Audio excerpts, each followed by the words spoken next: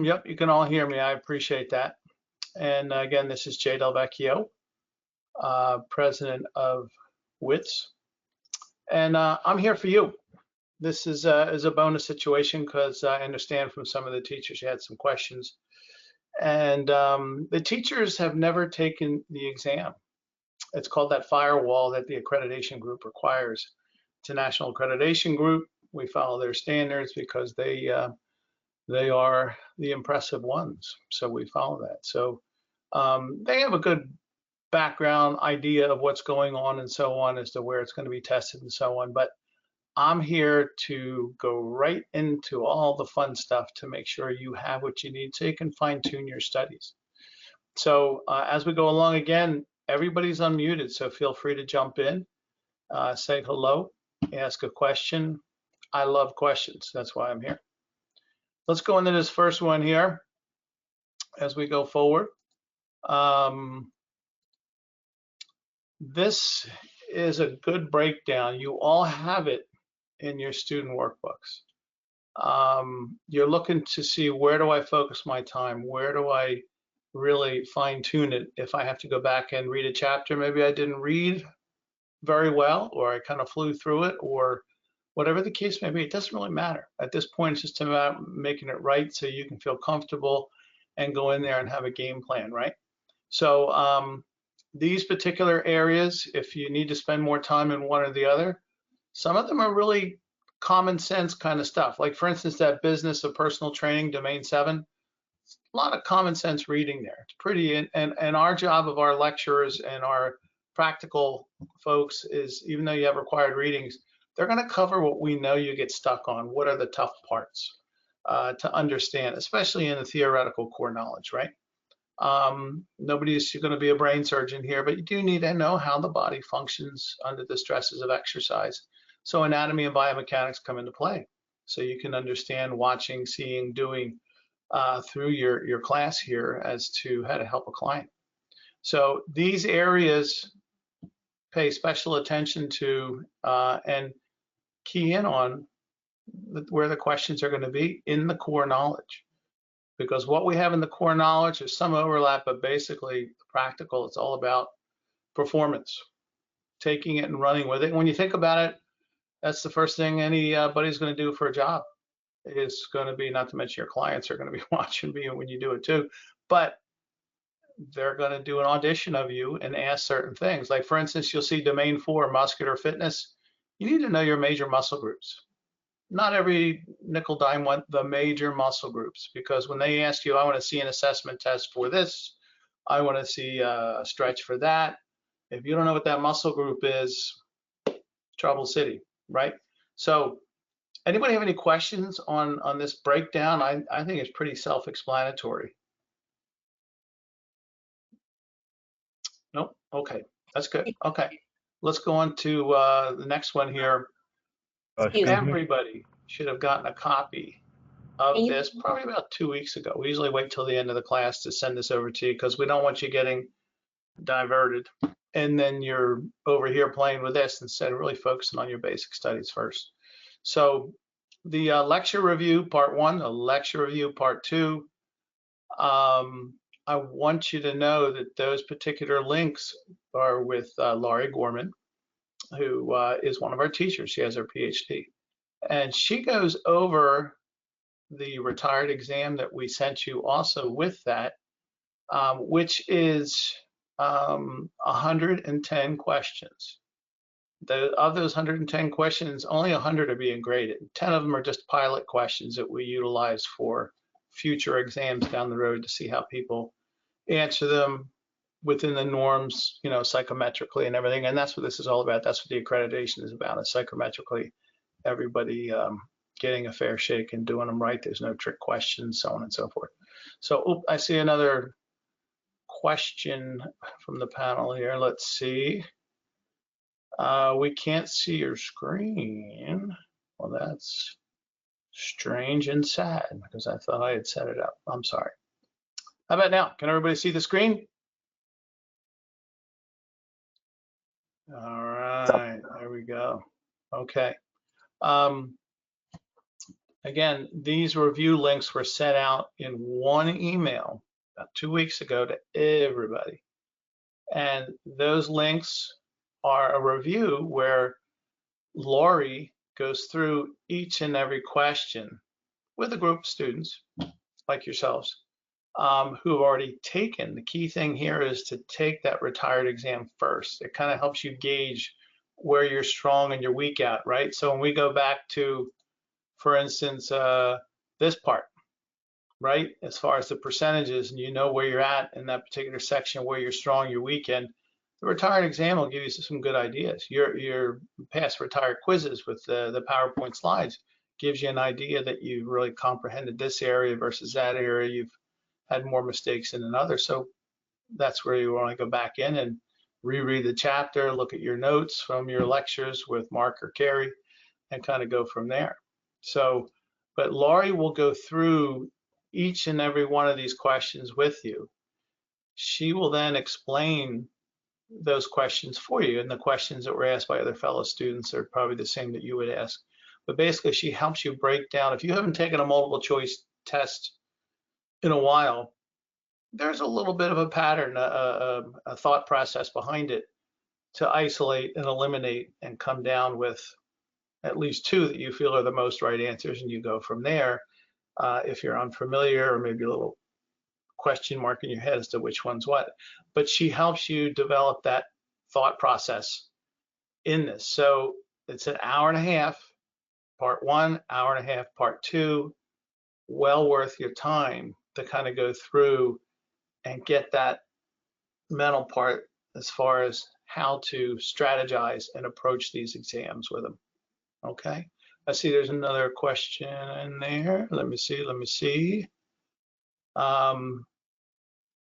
Can you go over the first slide again? Okay, sure, absolutely. This is the first slide. And again, this part here is a breakdown of what you will face in your 110 question written exam. This is the breakdown. So if you're not feeling super comfortable with anatomy or biomechanics, exercise prescription as far as your studies, guess what? All right, there's 49%, half of your exam. You want to go back and bone up on those areas, right? So in other areas you're going to feel strong in, cardiorespiratory, whatever it may be. But find those areas, reread that chapter or two, and or of course review your notes, especially once you go through the retired exam. If you see that you're coming up short on those kind of things, that's what this is all about. This is telling you exactly what percentages are on your national certification exam. Okay, I see another question here, I think. Let's see. I tried to look online for them and it is difficult to find the exact same diagram in the book. Let's see. Are there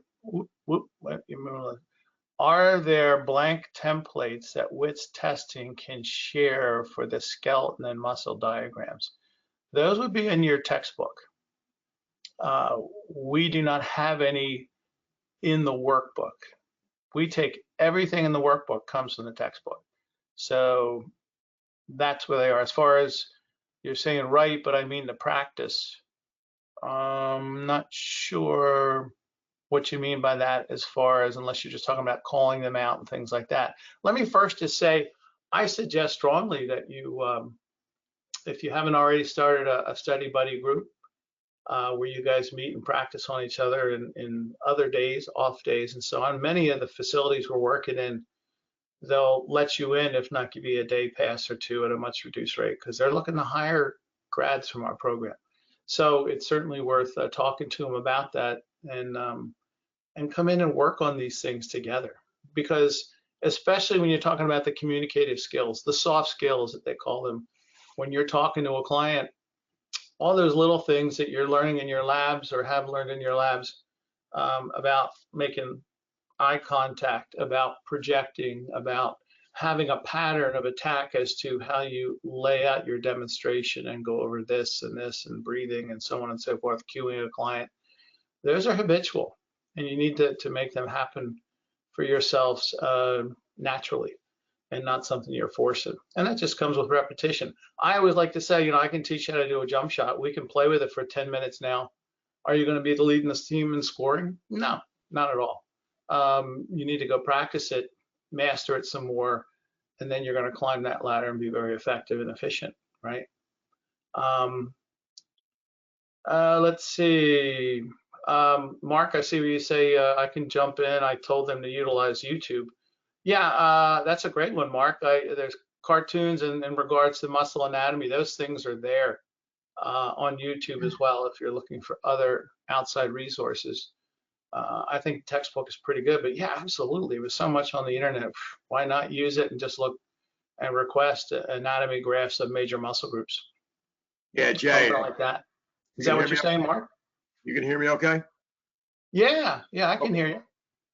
Yeah, guys, I talked to you yesterday. I said you wouldn't hear from me again. Well, I lied, so here I am, back-to-back days. Now you got me. Yeah, for those of you who might have missed this, I mentioned at the end of last night's session is that sometimes for like how the sliding filament theory works, or what joints are responsible for what biomechanical movements, if you get on YouTube and, like I said, type in sliding filament theory, there's a lot of videos out there that are more cartoon based or basically animated to show some of this. So for us, like for the course itself, look, we do a good job as far as, the textbook does a good job as well as far as explaining this, but if you're looking more of a visual learner, sometimes some of that stuff can be helpful. I'm not recommending any particular one. You can just type it in and see what pops up. But there are cartoons now generated out there for other professions besides only health and fitness that deal with some of this. So you might get some information from that if you're stuck as far as that goes. That was my point. So. No, that's a great point. That's a great point. If you're looking for those kind of supplemental materials, cartoon aspect of it, but yeah, absolutely, Mark. Thank you. You're very welcome. Any other questions on this slide, or I'll slide on? See how I timed that together.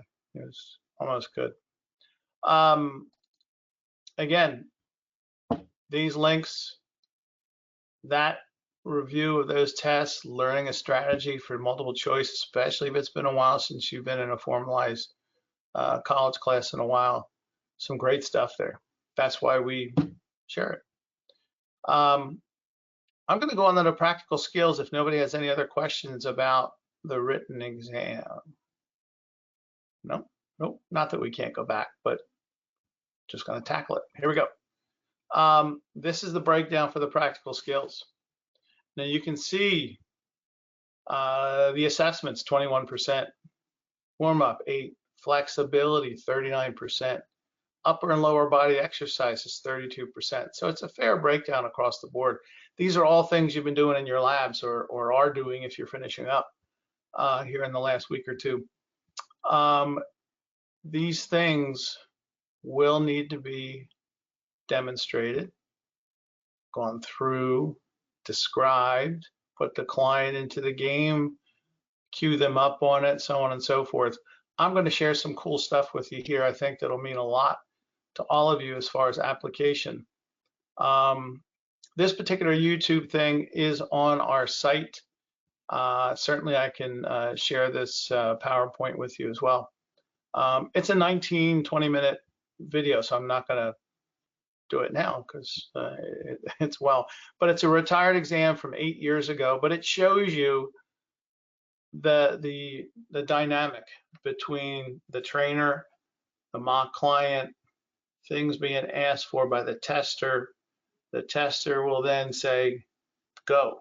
You'll turn to your mock client, whatever it may be. Some of the things that are in this practical are not any longer utilized, but it shows you the dynamic of what to expect of an on-demand test for the practical skills, which is really what an audition would be for a job. Nobody's just going to say, great, your resume looks good, you got a certification from WITS, you're working Thursday. No, they want to see if you can interact and do stuff. That's what our internship's about, but that's once you pass your exams, We can give you a list of all the clubs that are participating in that in your area, if you don't already have one yourself. But that's a 30-hour internship where you get a certification level 2 at no additional cost. It's just a way to get you some extra experience in the field, which a lot of grads say that's one of the biggest pluses they have. It was taking the internship, and quite frankly, it walks you into jobs. It's an extended interview for a lot of these folks that are looking to hire the WITS grads anyway, because they know you guys can perform. So they just want to see if you're going to work well with their staff, that work well with the clients, and you'll fit the theme. Every club has a theme. In certain areas, some clubs are more senior citizens, others it's a younger group, whatever. They want to see if you're going to fit in with that culture. So, but that's has nothing to do with this right now. I'm just sharing that. You can see right here, for instance, if we were going to be doing 3-minute step tests, these areas need to be covered. You know, if I ask you for a 3-minute step test or a cardio test kind of thing, and you give me something out of left field that doesn't apply, well, did you select the correct assessment to perform? That would be a 0, right? If you didn't. If you did, then you get a 1. Properly explained assessment goals and purpose, that's huge. There's so many people will use that every now and then when they're presenting a stretch, an exercise, whatever it may be. That should be in every single one of them. Why?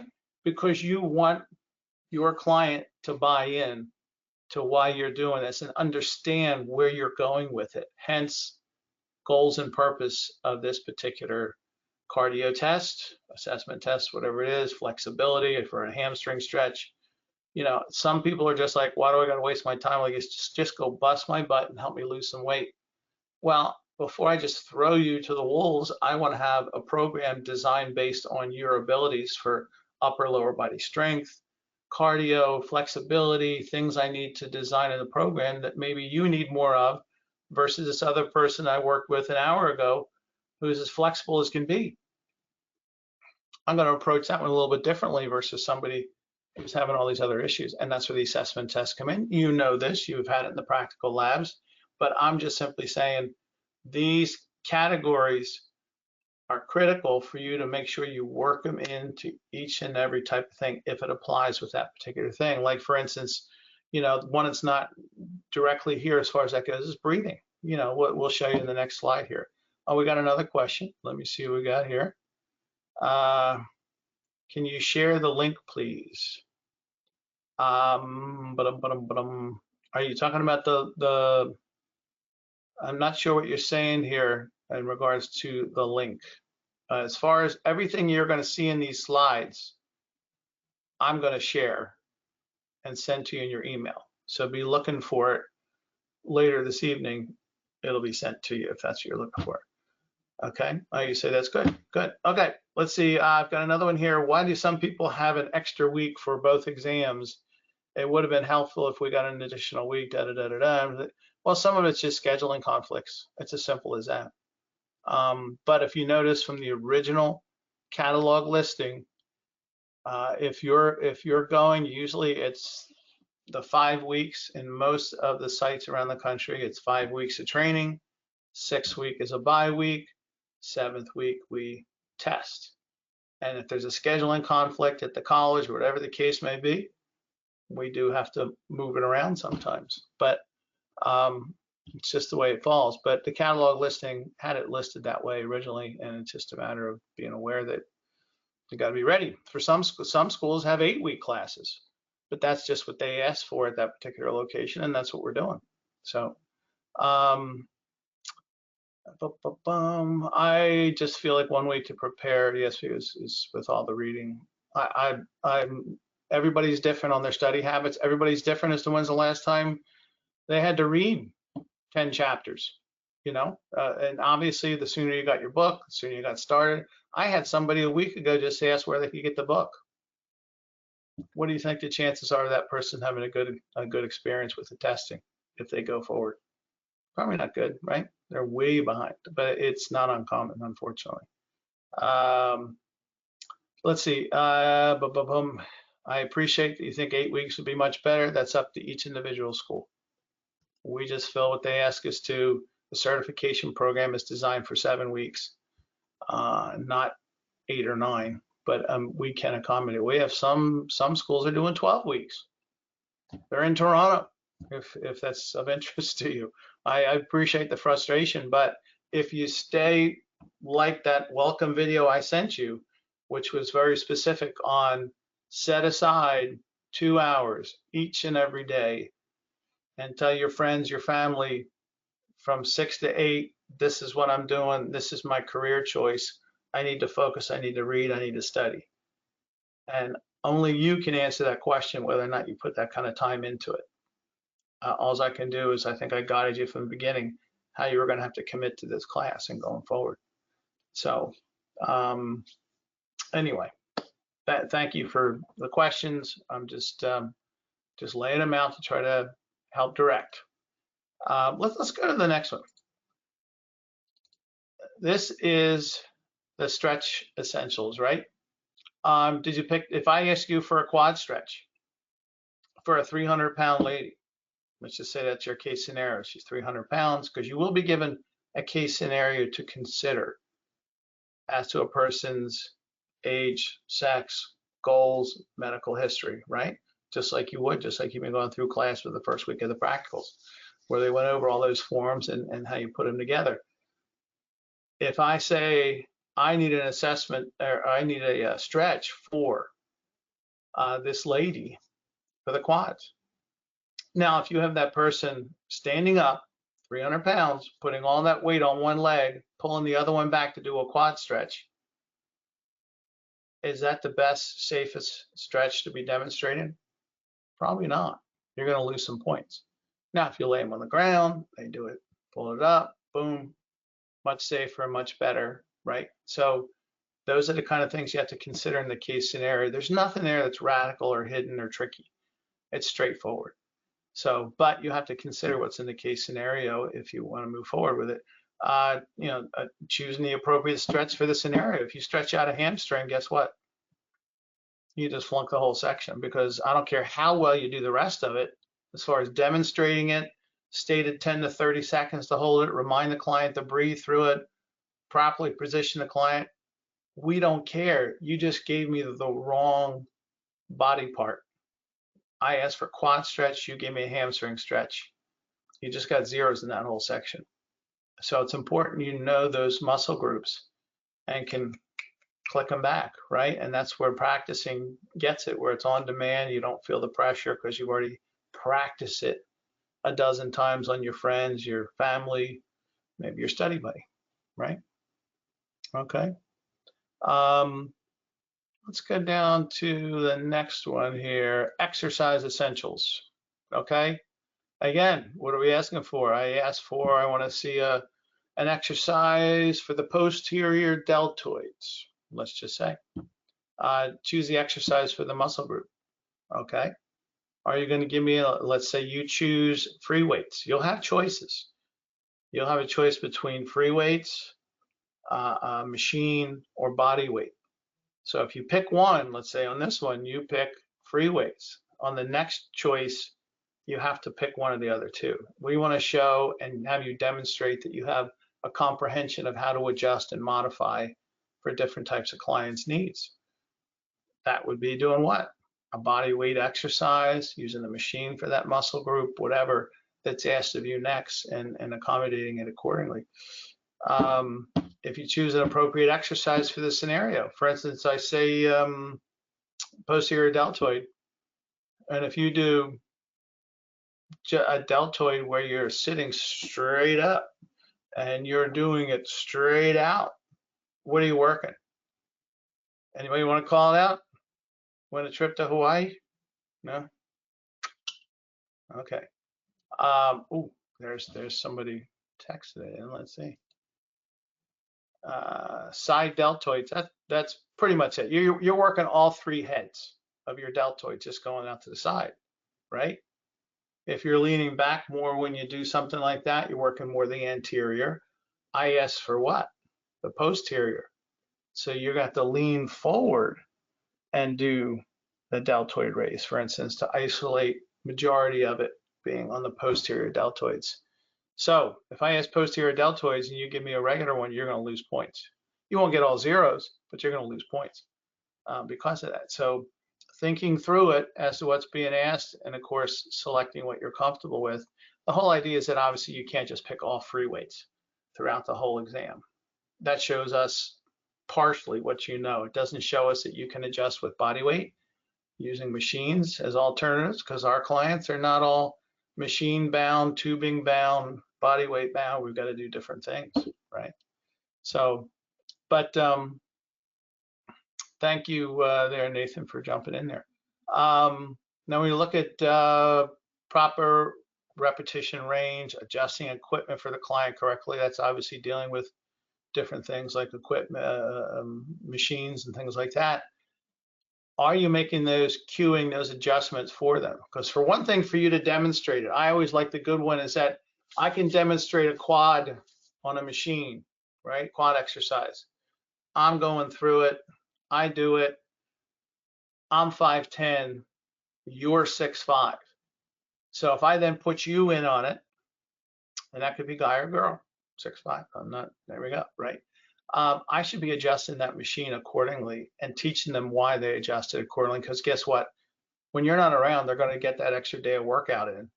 And if they don't know how to set it up, they don't know how to adjust it and the reasons why, there's a chance they may hurt themselves, and then they're not going to be signing up with you for another 10 sessions because they spent 5 weeks with a strained whatever, right? Or hurt their knee or whatever the case may be. So you've got to go through and help cue these guys and teach them, spotting them, whatever that may be for that particular thing. Explain cueing and breathing. Explain to them about the Valsalva maneuver if you want to get real technical about it, or just explain you don't want to get nauseous and dizzy, Betty. Breathe through the exertion part. Inhale nice and deep. Let's do it together on this next one. Okay, we just practiced it. Now let's get in the machine. Let's go ahead and do it. And let's work on that. You'll feel better. You get more energy, less chance you're going to get lightheaded and so on. So you go through those things. That's what a personal trainer is about. It's not that guy on his phone leaning against a piece of equipment getting 50 bucks an hour. Don't kid yourself. Everybody in the gym is watching the personal trainer. Everybody on the bike is watching that personal trainer. And if they see you down there on the floor counting with them with your fist, if they're doing push-ups, they're like, my guy doesn't do any of that. I want that guy. As soon as my session's over, I'm hiring that guy. Looks like he cares, he's focused, he's cueing. Wow, I should get great results and be safe with him. You know, supportive and encouraging, obviously that's a motivational thing that can come in a lot of ways. But verbal is obviously the best, all that kind of stuff. It all counts, you're getting points for it. So what do you think? Are you guys ready? Have you been practicing this way? Have you been, more importantly, getting with study buddies or your friends at the gym and whatever, and just saying, hey, here's some cue cards, call something out to me, and then I'll take you through it. All of those kind of things help a ton. So that by the time I'm calling it out to you in a gym under the stress of the test, it's a reflex. I've done this already 20, 30 times. I know exactly what I'm going to do for this exercise, for free weights, for a machine, for that muscle group. Turn to your client, you rock and roll. Okay. Questions? Thoughts? Hello, can you hear me? I can hear you, yes. Yes, sir. This is Jennifer. I was wondering what's the passing score for each exam? I'm not sure if you mentioned that already. No, I didn't. That's a great question. It's 81% for the practical skills across the board. We have a number of different practical skill ones that have been equated by our psychometrician group. The written one is 69, I believe, 69%. I say that only because the other tests that we have, some of them are 70%. And why do you say that? That's the psychometrician part of it. They take that test, we put in hundreds into it, they evaluate the questions, and they equate to make sure they are the same difficulty each and every one. So that's why some are 69, some are 70%, to pass. So I hope that doesn't confuse you, but I want to be accurate and be direct. Okay, thank you so much. You're welcome. Let's see. I see. Okay. Are the first 10 questions the practice ones? Great question. The answer is no. They are scattered out throughout the exam for certain sections. For instance, if one's an exercise physiology question, it'll be buried in there, right? Let's say in the first 20. And then in another section, it may be biomechanics, it may be nutrition, whatever. They're spread out throughout the ones. Our Scantron machine obviously grades which ones, and it separates those into a separate report, which we utilize for future tests when we design other ones. So let's see, and some other things. I have to look into that psychology of that. I'm not sure if that is. Thank you. Any other questions? Anybody want to unmute? Have I covered it that well, that effective? You mentioned Scantrons just a second ago. Yeah. Are those going to be provided at the testing facilities, or do we need to purchase a specific type of Scantron? No, they're provided for you. Just bring a number 2 pencil or a dark pen, it could be a black pen, whatever, and stay within the little bubbles, and you'll be great. Awesome, thank you. Yeah, you're welcome. Just to give you a little bit more background in regards to the practical, since we're drilled down on the Scantron and stuff, which I appreciate those questions. We're actually going to read a case scenario to you. So when we read that case scenario to you, which covers these things, that's something you can just place at the top of your forebrain there as just something to consider. You can ask for the form anytime to take a quick look at it if you have a doubt on something you're going to show, but it's really just there. And of course, we count down the test too. So when you get to, let's say the written test, when you get to like 30 minutes, they'll tell you, you know, we have a half hour left. We have 15 minutes left. You have 5 minutes left before you have to put your pens down and so on. Same thing with the practical. They'll tell you, okay, it's a 40-minute exam. Obviously, some people will just, who have practiced and really have it down and feel comfortable, they're just going to bang it out. They'll be done in 25 minutes. You know, it's whatever we spit out, they'll just go, got it, let's go. And by the way, that's what I'll impress an employer tenfold, right? So we'll go ahead and do those, but you have 40 minutes, but when we get towards the end, we'll say, oh, you have 10 minutes, you have 5 minutes. If you get stuck on something, I've seen it happen where you just have that snag in your brain, quad stretch, for instance, or something.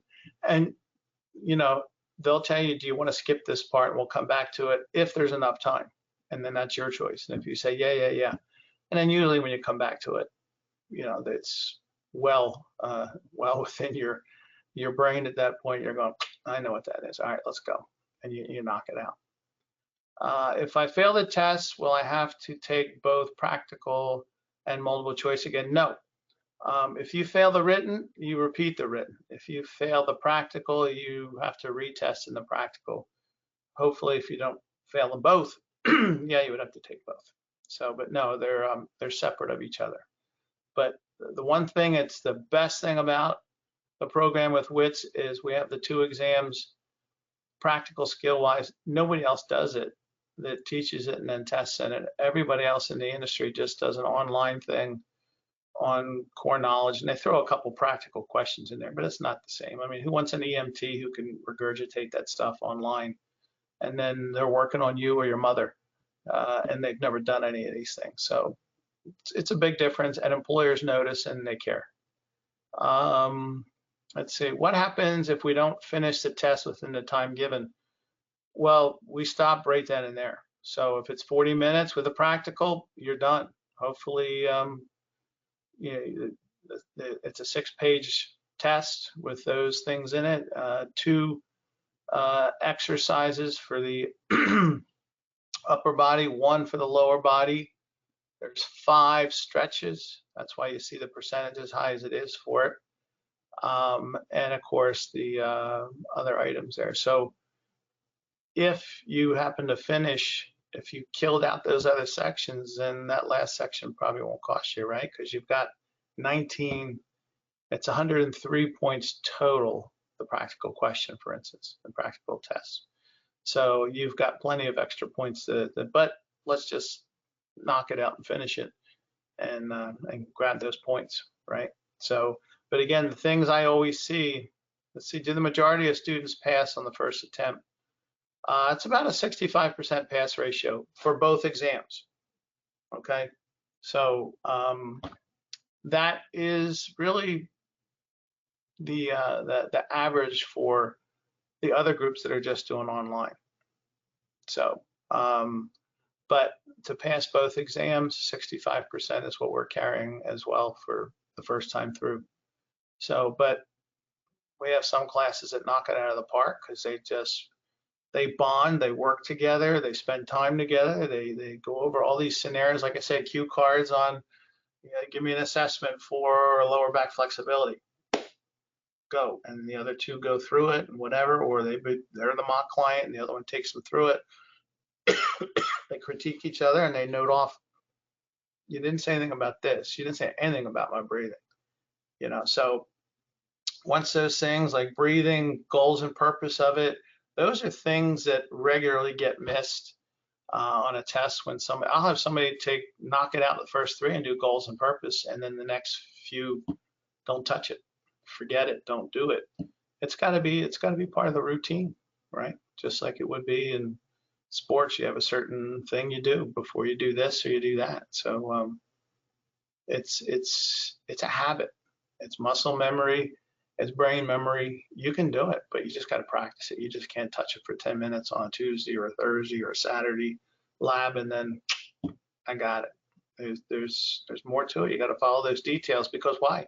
Your clients are counting on you safety-wise to knock it out. So let's see, are some of the written questions story based on enclose a scenario? There's a couple questions in there that kind of go, what if kind of thing. Your client has this and this.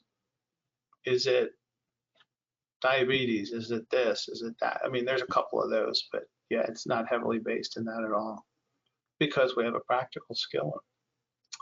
Let's see. Any other questions? I'm seeing some gaps here. Nothing else coming through. Obviously, you have my information here. If something pops up to you at 3 a.m., write me. Let me know what it is. I'll get back to you ASAP. I always get back to everybody within 24 hours because that's just the way you should be. That's the business part of it, which you guys read in your chapters as well. You take care of each other. Your clients appreciate it, and so do I. So, any other questions on this? No? I am going to get this out to everybody. Be on the lookout for it after this recording loads up, and it'll be coming to you. So anything else pops up, please give me a call. Oh, I see another question. Let's see. Oh, no. Okay. That's just something for Mark. Thanks, Mark. Okay, everybody. I actually have a question. Yes, sir. So let's say that I was to fail the practical skills exam, right? Yeah. How much would it cost for me to retake that? The practical test is $178 to retest.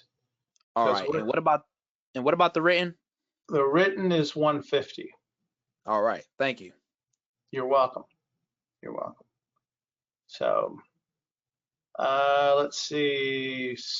Leslie's asking here. So we may be required to be specific in terms of which part of the muscle, example, anterior deltoid rather than just deltoid.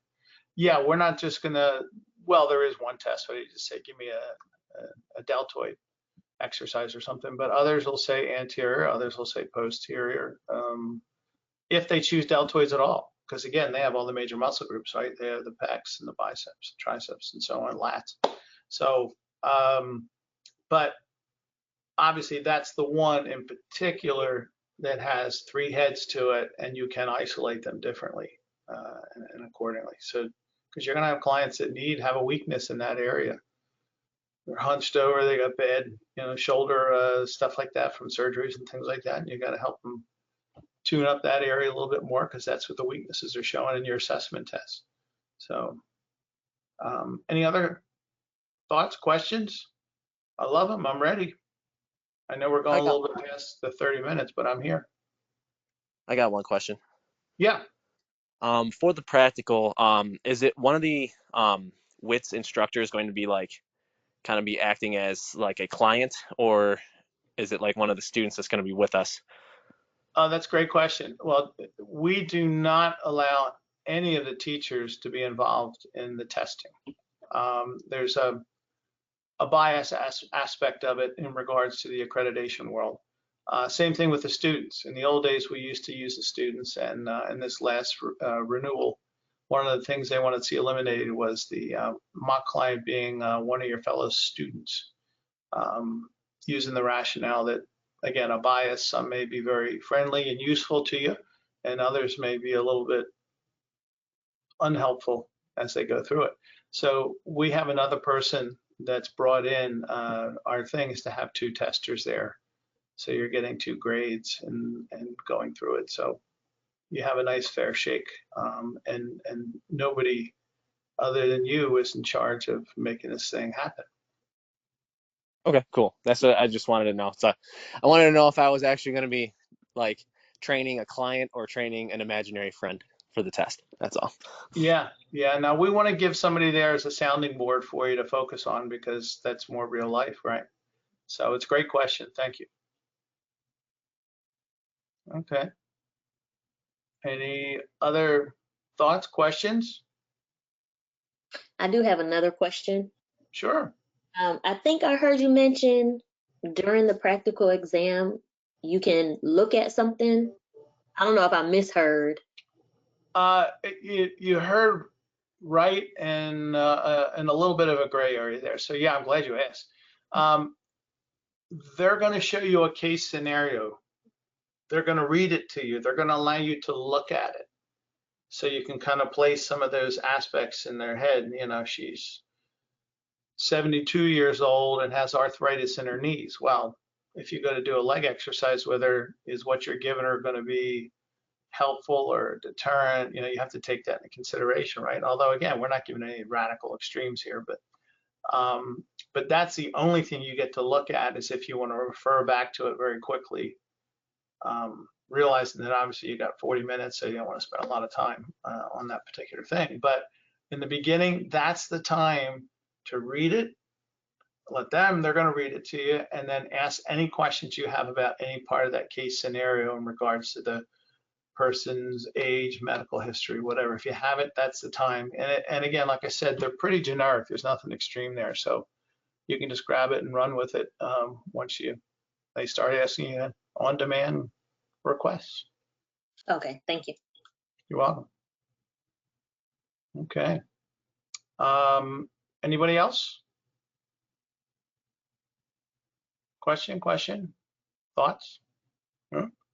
Okay. Well, again, my information's there. If something comes up over the next few days, I'm here for you. And go get them. Knock it out of the park. It's all about repetition and practice. And if you read your chapters, you're going to be in good shape. You're going to be in good shape. But take a look at that written review with Laurie Gorman. She does an amazing job with it. It's broken up into 2 hour-and-a-half sections.